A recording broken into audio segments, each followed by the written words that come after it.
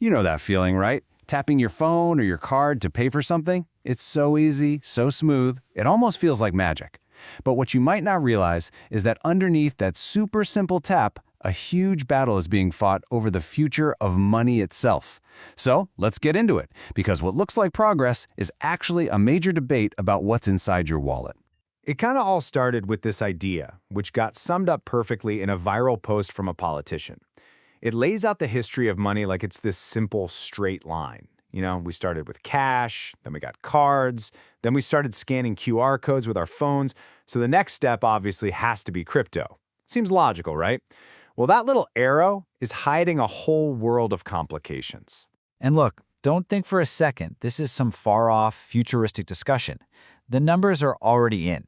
In a lot of places, a whopping 79% of all face-to-face payments are already contactless. The world of handing over cash or even swiping a card is fading. And it's fading fast. That's what makes this whole conversation so incredibly important. We are building that future right now. Yeah, so that simple, straight line we saw, it's completely blown up. It sparked this massive, raging debate online that's revealed two totally different, and I mean opposite, visions for where we go from here. It's like a tug of war for the soul of our money. So on one side, you have the dream of total convenience. I mean, picture it. You pay for your groceries just by looking at a scanner or waving your hand. No wallet, no phone, nothing. It's all just you. But the catch is, that requires centralized control. Then on the other end of the spectrum, you've got the dream of total privacy, using physical cash for everything, leaving zero digital trail. You're completely in control, but in a world that's going digital, that's getting harder and harder to do. Let's dig into that convenience path for a minute. We're talking about biometric payments. And this isn't science fiction anymore. There are actual projects out there trying to link your unique biology, your face, your iris scan, directly to your bank account. It's the ultimate inconvenience because, well, you are your wallet. But, and this is a huge but, that convenience has some serious risks. Just think about it. If your password gets leaked, you can change it. It's a pain, but you can do it. You can't change your face. You can't just get a new fingerprint. If a database with that information gets hacked, your identity is compromised forever. And maybe most importantly, a system like this needs a central gatekeeper, a big company or a government, to say yes or no to every single thing you buy. Okay, so now let's swing to the complete opposite pole. This quote pretty much sums up the feeling you see all over the internet. For a lot of people, physical cash is the last bastion of true financial freedom.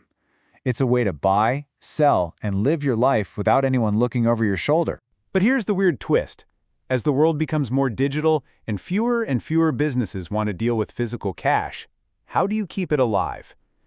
Well, the paradox is that cash advocates might have to turn to the government and ask them to pass laws that force businesses to accept cash. So, the very people trying to stay out of the state's control might need the state's power just to keep their money usable.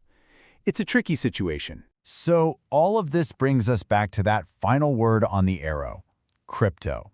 And this is where most of the confusion comes from, because that one little word is being used to talk about two completely fundamentally different systems. It isn't one road forward, it's a fork in the road leading to two very different places. Okay, so the first type of crypto, the one most people have actually used, is what you could call a walled garden. Think of apps where you can buy and spend crypto easily. They're convenient, sure, but what's really happening is that the company is holding the crypto for you. In practice, it works just like a bank or PayPal. You're just playing in their sandbox. So how does that actually play out? Well, you sign up, you give them your personal info, and they hold the assets in their giant company account.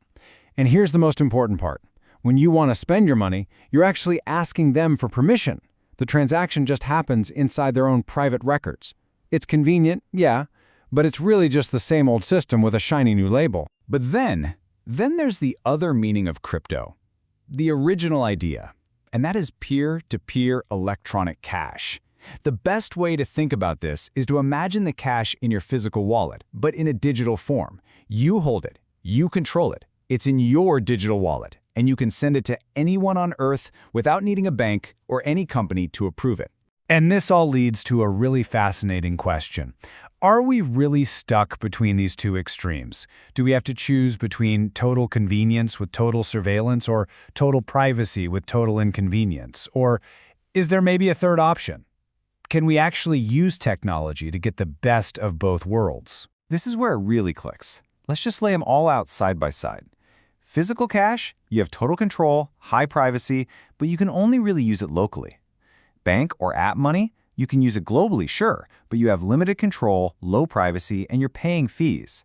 But now, look at electronic cash. The goal here is to give you the total control of physical cash with high privacy, with fees that are less than a penny, and it's truly global, with no borders and no one in the middle. So, to just boil it all down, what is this new kind of digital cash really offering? We're talking about transactions that happen almost instantly for a fraction of a penny. We're talking about you and only you holding your own money, just like cash. Payments go straight from you to the other person, no middleman. And the tech to make these payments private already exists. It is the closest thing we have to digitally handing someone a $20 bill. You know, when you really get down to it, this whole conversation isn't about technology. It's not about which system is faster or cooler. It's about our values. It's a much bigger conversation about what kind of society we want to live in. What do we value more? Convenience or control? Privacy or ease of use? So let's go back to that first image, that clean, simple arrow. We kind of have to throw that idea out the window. The future of our money isn't a single straight line path that we're all walking down. It's a crossroads. And we are standing at that crossroads right now, making a choice with every app we use and every payment we make. And that really leaves us with one final, incredibly important question.